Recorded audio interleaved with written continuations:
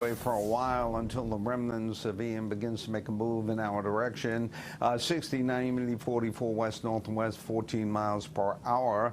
These are the futurecast temperatures, and you can see once again you're going to be in the 40s. Hello, Andover, Newburgh. The flow of air generally will be coming on down, and with the northeasterly flow, there'll be a little bit of a kind of quick snap to the air tomorrow, but the sun will be out, okay? So Thursday is going to be a good-looking day. We're working the map. We're showing a few clouds offshore. Tomorrow's a good day, but a couple of clouds could come in here.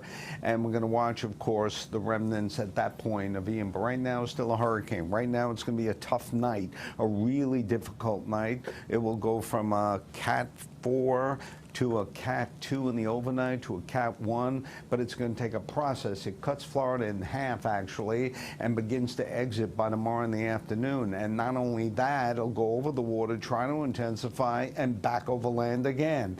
So this storm will have another touch point on land. And then the question is the moisture and how far north it gets. The modeling's a little bit kind of deceiving. One model has very little rain in here.